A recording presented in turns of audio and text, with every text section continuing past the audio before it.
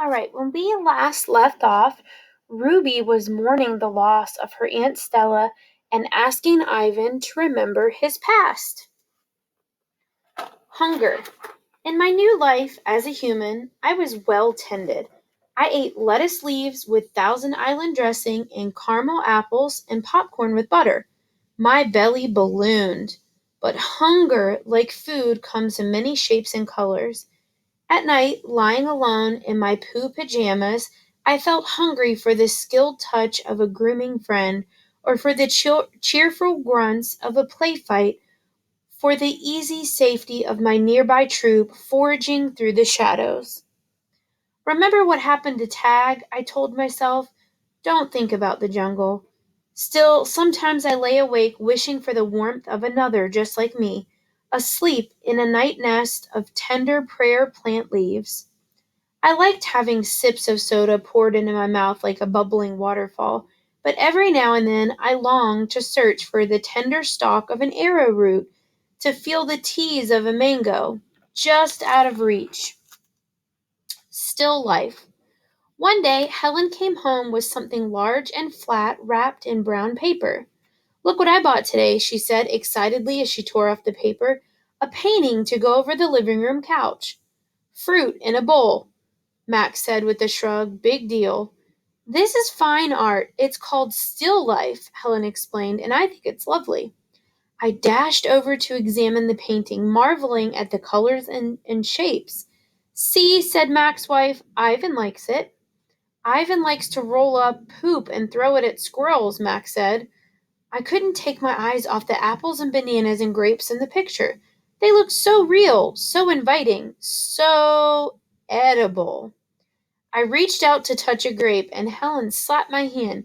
Bad boy, Ivan, don't touch. She jerked her thumb at Mac. Honey, go get a hammer and a nail, would you? While Mac and Helen were busy in the living room, I wandered into the kitchen. A cake covered in thick chocolate frosting sat on the counter. I like cake. Loved it, in fact. But it wasn't eating I was thinking about, it was painting. The frosting peaked and dipped like waves in a tiny pond. It looked rich and gooey, dark and smooth. It looked like mud. I scooped up a handful of frosting. I scooped up another. I headed to the refrigerator door. It was perfect. An empty, white, waiting canvas. The frosting wasn't as easy to work with as jungle mud. It was stickier and, of course, more tempting to eat, but I kept at it. I scraped off every last bit of that frosting. I may have eaten a little cake, too. I don't remember what I was trying to paint, a banana most likely. I suppose I knew I was going to get in trouble, but at that moment I just didn't care. I wanted to make something, anything, the way I used to. I wanted to be an artist again. Punishment. I soon learned that humans can screech even louder than monkeys. After that, I was never allowed in the kitchen. Babies. Back in those days, the Big Top Mall was smaller. It had a pony ride, a wooden train that bustled around the parking lot, a few bedraggled parrots, and a surly spider monkey. But when Mac brought me, a baby gorilla dressed in a crisp tuxedo, to the mall, everything changed. People came from far and wide to have their pictures taken with me. They brought me blocks and a toy guitar. They held me in their laps. Once, I even held a baby in mine. She was small and slippery. Bubbles flowed from her lips. She squeezed my fingers. Her rear was puffy with padding, and her legs bowed like bent twigs. I made a face. She made a face. I grunted, and she grunted. I was so afraid she would fall that I squeezed her tightly, and her mother yanked her away. I wondered if my mother ever worried about dropping us. We always held on, but that's easier to do when your mother is furry. Human babies are an ugly lot, but their eyes are like baby eyes, too big for their faces and for the world. Beds. One day, after many weeks of loud talking, Helen packed a bag and slammed the front door and never came back. I don't know why. I never know the why of humans. That night I slept with Mac in his bed. My old nests were woven of leaves and sticks and shaped like his bathtub, cool green cocoons. Mac's bed, like mine, was flat, hot, and without sticks or stars. Still, he made a sleeping sound like the rumble my father used to make when all was well, a sound from deep inside of his belly. My place. Mac grew sullen. I grew bigger. I became what I was meant to be. Too large for chairs, too strong for hugs, too big for human life. I tried to stay calm, to move with dignity. I did my best to eat daintily, but human ways are hard to learn, especially when you're not a human. When I saw my new domain, I was thrilled, and who wouldn't have been?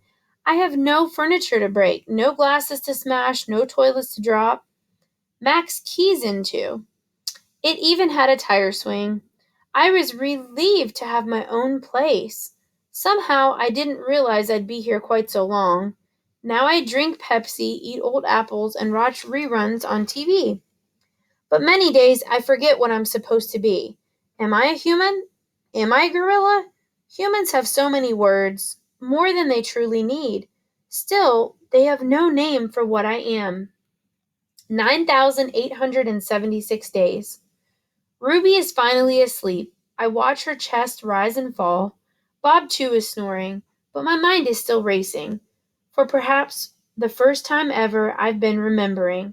It's an odd story to remember, I have to admit. My story has a strange shape, a stunted beginning, an endless middle. I count all the days I've lived with humans. Gorillas count as well as anyone, although it's not a particularly useful skill to have in the wild. I've forgotten so many things, and yet I always know precisely how many days I've been in my domain. I take one of the magic markers Julia gave me. I make an X, a small one, on my painted jungle wall. I make more X's and more. I make an X for every day of my life with humans. My marks look like this. The rest of the night, I mark the days, and when I am done, my wall looks like this. And so on until there are 9,876 X's marching across my wall like a parade of ugly insects. A visit. It's almost morning when I hear steps. It's Mac. He has a sharp smell. He weaves as he walks. He stands next to my domain. His eyes are red. He's staring out the window at the empty parking lot. Ivan, my man, he mumbles. Ivan. He presses his forehead against the glass. We've been through a lot, you and me. A new beginning. We don't see Mac for 2 days. When he returns, he doesn't talk about Stella. Mac says he is anxious to teach Ruby some tricks. He says the billboard is bringing in more visitors. He says it's time for a new beginning. All afternoon and into the evening, Mac works with Ruby. Ruby's feet are looped with rope so that she cannot run. A heavy chain hangs off of her neck. Mac shows Stella her ball, her pedestal, and her stool. He introduces her to Snickers. When Ruby obeys Mac, he gives her a cube of sugar and a bit of dried apple. When she doesn't, he yells and kicks at the sawdust. When George and Julia arrive, Mac is still training Ruby. Julia sits on the bench and watches them. She draws a little, but mostly she keeps her eyes on Ruby. Bob watches too. He's hiding in the corner of my domain under Knot Tag. It's raining outside, and Bob does not like damp feet. Ruby drudges behind Mac, her head drooping. Endlessly they circle the ring. Sometimes Mac slaps her flank with his hand. Suddenly, Ruby jerks to a stop. Mac pulls the chain hard, but Ruby refuses to move. Come on, Ruby, he pleads. What is your problem? She's exhausted, I say to myself. That's the problem. Mark groans. Idiot elephant. Idiot human, Bob mutters. Walk, Ruby, I say, although I know she's too far away to hear me. Do what he says.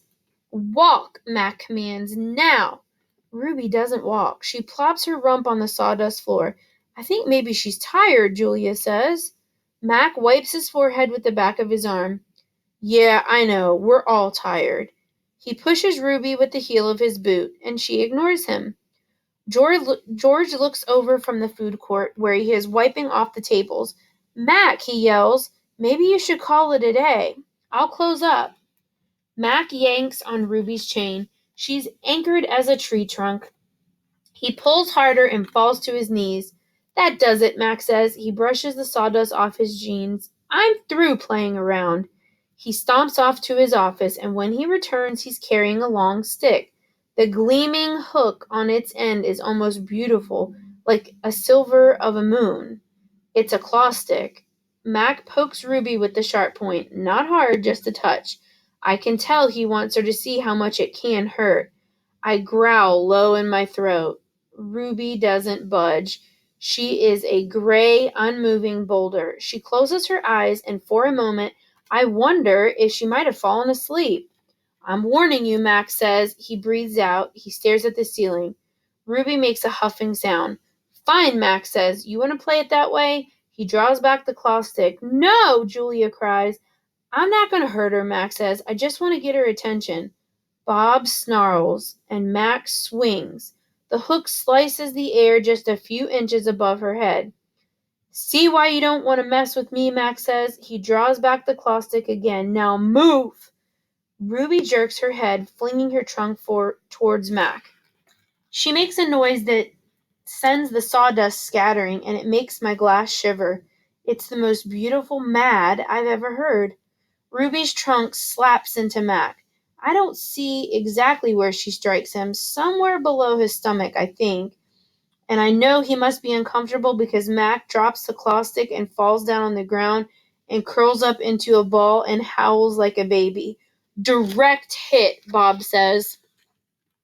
Poor Mac. Mac groans. He stumbles to his feet and hobbles off towards his office. Ruby watches him leave. I can't read her expression. Is she afraid, relieved, proud? When Mac is gone, George and Julia lead Ruby from the ring. It's okay, baby. It's okay, Julia says, stroking Ruby's head. They settle Ruby in her domain and make sure she has fresh water and food. Before long, Ruby's dozing. Dad, Julia asks as George locks Ruby's iron door, do you think Mac would ever hurt Ruby? I don't think so, Jules, George says. At least I hope not. Maybe we could call someone. George scratches his chin. I wish I could help Ruby, but I wouldn't know how. I mean, who would I call? The elephant cops? Besides, George looks down. I need this job, Jules. We need this job. Your mom, the doctor bills? He kisses the top of Julia's head. Back to work, you and me both. Julia sighs and reaches for her backpack. She removes a piece of paper, a bottle of water, and a small metal box. Homework first, George says, wagging his finger. Then you can paint. It's for art class, she explained. We do watercolors, and I'm going to paint Ruby. George smiles. All right then, just don't forget your spelling. Dad, Julia asks again, did you see Mac's face when Ruby hit him? George nods. Yes, he says solemnly. I did. He shakes his head. Poor Mac. He turned away, and then do I hear him laughing. Colors. Julia opens the metal box, and I see a row of little squares. Green, blue, red, black, yellow, purple, orange. The colors seem to glow. She pulls out a brush with a thin tuft of tail at its end. She dips it in water and wets the paper, and then taps at the red square. When the brush meets the damp paper, pink petals of color unfurl like morning flowers. I can't take my eyes off that magical brush for a moment. I'm not thinking about Ruby and Mac and the claw stick and Stella. Almost. Julia touches red again, then blue, and there, suddenly, is the purple of a ripe grape. She touches the blue, and her paper turns into the summer sky.